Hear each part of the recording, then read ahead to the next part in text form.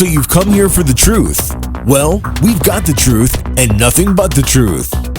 Here are your hosts, Robert A. Bianchi and David J. Bruno. Welcome to WMTR Radio's Nothing But the Truth with your host, Bob Bianchi and Dave Bruno. A radio show about mindset from two lawyers from New Jersey every Saturday. We air at 10:30 and the podcast, Dave, on Wednesdays. It's been a while, but we got a super unbelievable guest and a friend of the show. Yeah, absolutely. Jillian Michaels, someone that I watched way back when on The Biggest Loser. And what a great guest for Nothing But the Truth. I mean, Jillian, you are so out there and doing great things, but you've been resilient and you come through.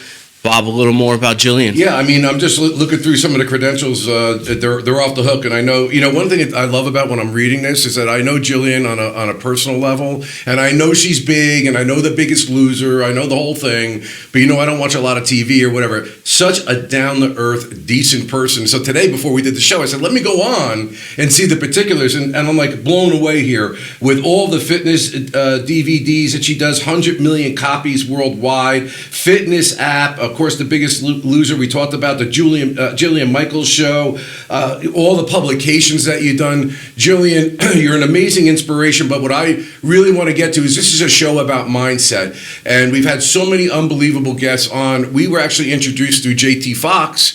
JT, often tells people we're his lawyers, and it's always a great, connection, and he brought us to Jillian. Jillian, just tell us a little bit about, we know that you do so much and you're so famous, but you're such a down-to-earth person. So talk to us a little bit about your life and your lifestyle and your mindset that makes you so successful professionally, but also such a great person. Oh my gosh. Well, that is a stellar introduction, guys. Thank you.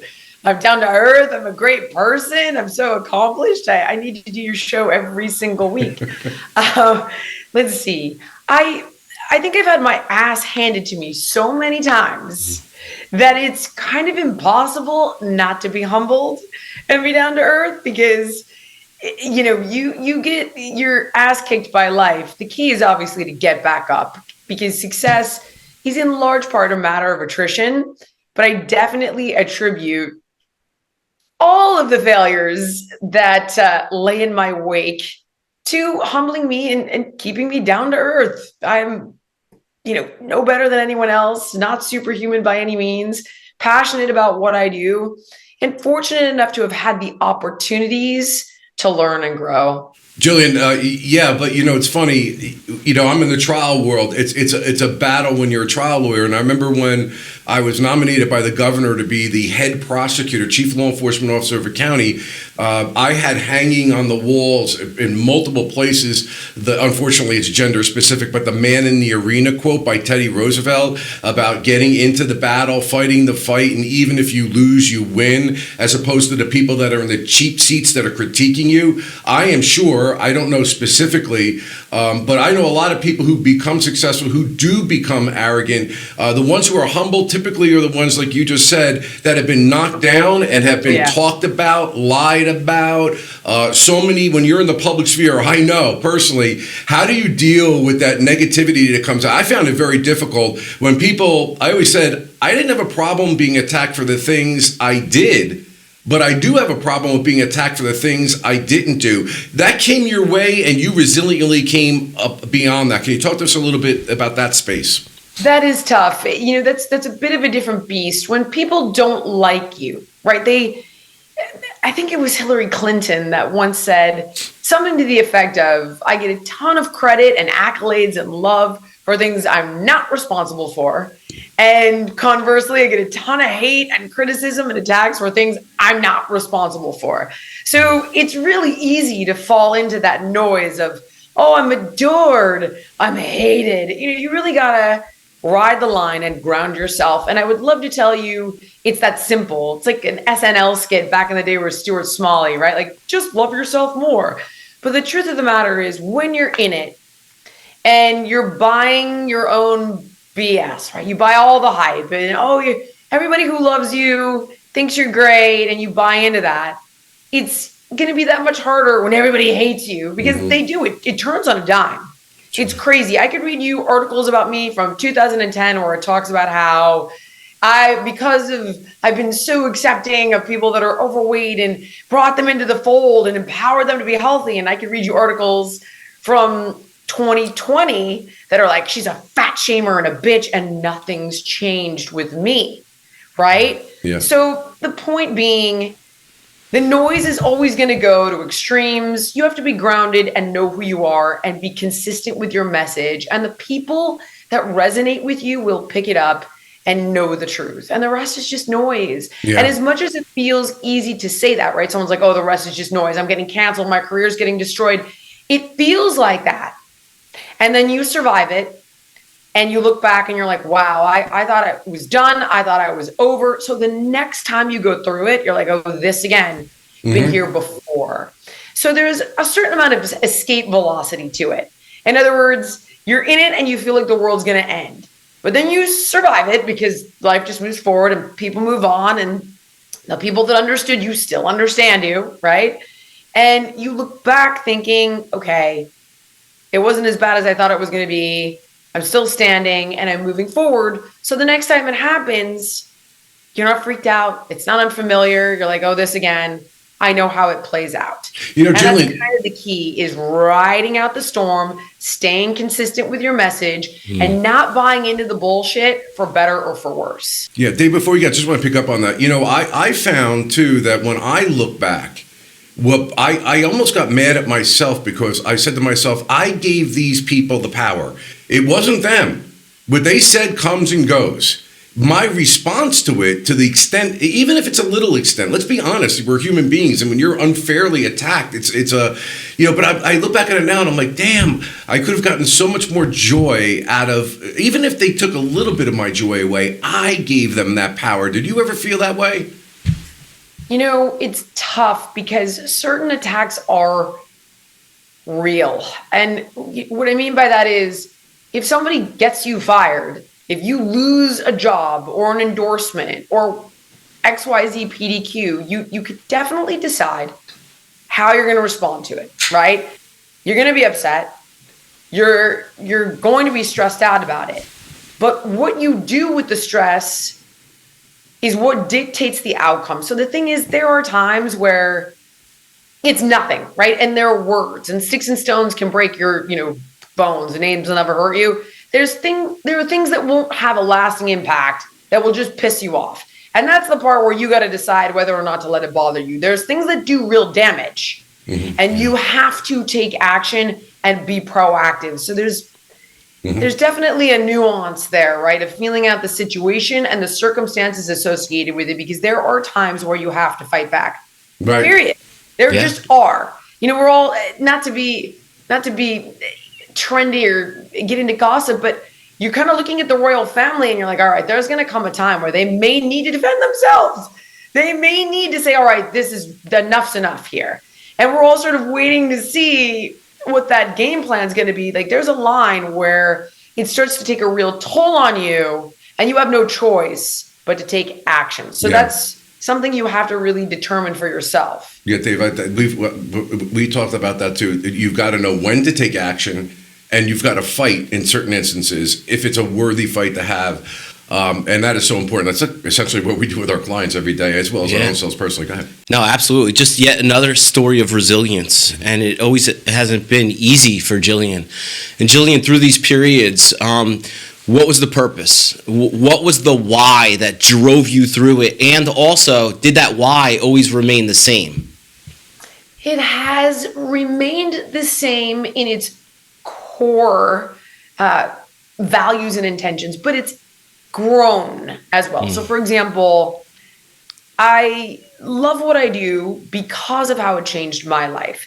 So I don't enjoy the workout and I don't enjoy broccoli. I enjoy what the workout and broccoli do for my life. When I go to the doctor and he says, wow, you have the hips of a 30-year-old, I'm like, that's a great feeling, right? You look amazing. You have great energy. You're a role model for your kids. You feel good in your own skin. When you're strong physically, you feel stronger in every facet of your life. It builds resilience, empowerment. All those things are wonderful. And as I've gotten older, they've changed a little bit, right? When you're young, you just want to look great at spring break. You get a little older and some women just want to be, have the healthiest pregnancy possible or look amazing at their wedding. And guys could be the same, a lot of the same stuff. Then you get a little bit older and now, you're seeing people your age, their bodies are falling apart. And you're thinking like, okay, we're not doing that. We're not doing the knee, the hip, the shoulder replacement, the feeling 10 years older than you actually are. And you start to fight for longevity. So there's so many different reasons along the way to do it for me personally. What health and wellness has done for me personally has inspired me to get into it professionally. And that has always remained the same in that life is hard. You're not going to be happy all the time. I think the most we can ask for are these fleeting moments of happiness that we appreciate, but in large part, having meaning and having purpose, as you mentioned. Helping people on their journey to a better quality life in all aspects, personal, professional, because as I mentioned, health transcends into other areas of your well-being, career, relationships, and so on. Having some small role in that, sometimes a bigger role, sometimes a small role, playing any role in that gives me a lot of meaning and purpose and makes me feel a little less helpless in the world. That's huge for me. So it means a lot to me personally, and it means a lot to me professionally, which is personal in its own right. Yeah, Jillian, I was watching a show last night, and it struck me because I think I kind of feel this way. When you're somebody that's as big as yourself and is so well known, and in our world, even the position I had was very high profile, very visible position. Sometimes you also worry about losing relevancy. And this show was about an individual who kind of went off the deep end because I think in essence, they lost their relevancy. Does that resonate with you at all? And I mean, there are things that you can do positively to stay relevant, and then there's things you could do negatively. Yeah. I don't really think of it like that because I don't do what I do for fame. I was a personal trainer for many years. I started a sports medicine facility when I was 28, and it was fully open and running and thriving when I was 30. I fell into the public eye, which was a blessing and a curse in some ways, but a blessing. It's given me a global platform to get out a message of health and wellness and build a brand. So I am extraordinarily grateful, but I'm financially secure. I have great friends and great family. I really don't care what, if I'm in the public eye or not. If it impacted my bottom line, yes, it would probably freak me out, right? Because you're worried about paying your rent and, keeping the overhead going. So if being relevant impacted my finances, I can see why it would bother some people. I'm financially stable. So in essence, quieter periods are really nice because public periods can be really grueling. You feel like you're just gladiator, 90% of your day. And that's tiring. And I always tell people, if you can make your money outside of the public eye, do it. Because when you're in the public eye, everything becomes king of the hill, right? People don't want to build their own thing. They want to tear down your thing. And you have a target on your back that is, the average person does not have while building their empire or their fortune, so to speak, big or small. So it's kind of a lot harder when you're, quote, relevant because everybody wants to tear you to shreds. Yeah, we talk about that a lot, right, Dave? Absolutely. Hey, we're filming this right now. It's the middle of January, and a lot of people have New Year's resolutions out there, and everybody has good intentions when they set goals, especially in the area of fitness. So, Jillian, being the expert you are, what are some takeaways to stay on those goals and really accomplish what we set out to do? It's simple. And I don't say easy, right? But it is simple in that first thing is establish the why, which you touched on. And the reason for that is because if you have a why to live for, work for, and sacrifice for, you can tolerate the how of working and sacrificing for it. Work with a purpose becomes passion. Work without a purpose feels punishing. So you've got to establish that perspective, right? Because at the end of the day, when you're tired and it's been shitty and you want to just have a couple glasses of wine, some pizza, and watch Yellowstone, when what you really should do is have probably salmon and some vegetables. You can watch Yellowstone, but you should go for a walk with the dogs for 30 minutes or go to the gym before dinner or do a quick workout in the living room for 20 minutes beforehand. If you go, all right, you know what? I'm doing this to fit into my wedding dress in June. I'm doing this to be a role model for my young kids. I'm doing this to go on the ski slopes with my 12-year-old, not wait at the bottom for him with hot chocolate. I'm doing this to feel more comfortable having sex with the lights on. Who cares? Doesn't matter. I'm doing this to get off diabetes medication, meet my great-grandchildren, pick something. That is going to allow you to choose that 20-minute workout over just the couch because it's worth it. It's worth it to you. It gives you perspective and it doesn't feel punishing. It feels purposeful. From that point, taking some time to educate yourself on the goal, because people will make those sacrifices and do the work and they don't see the results. Then they get really discouraged and figuring, screw this. None of it works. Why do I bother? I've been suffering for no reason, but they don't understand how to achieve it or the time frame it takes to achieve it. So they fall off the wagon. Whereas if you've got the knowledge, the choices you make, no matter what it is, but if we're talking about fitness, if you know what to eat and what not to, and you know how to exercise, you're going to get excellent results quickly, and that's going to keep you motivated. So getting educated. And if you don't have the time to become a trainer, which I don't have the time to become a lawyer, right? It's not going to happen for me. Then I hire a lawyer or I hire a trainer or I seek out legal advice on an app where it's more affordable, or I'm sorry, a legal advice on your show or fitness advice on an app where it's more affordable, but find a way to get educated so that you can make those powerful choices that yield results. And then last but not least, make it palatable. So for example, take one thing a month and focus on it. If it's getting 5,000 steps a day, make that your thing this month. Then next month, try to maintain that. Hopefully you've made it a habit. And then say, all right, I'm going to cut back on alcohol and do no more than a drink a day or 6 drinks a week. And then from there, I'm going to make my water minimum 60 ounces a day. Every month, add one more thing. So it's a little more palatable, a little more accessible, less overwhelming. And over time, those small changes equal big results. Well, Dave, we could obviously, I think we're just going to end it right there. We don't have much more time. And Jillian, I think that's great. A great message, not only for health, but for every goal we have. Sure. All about that mindset.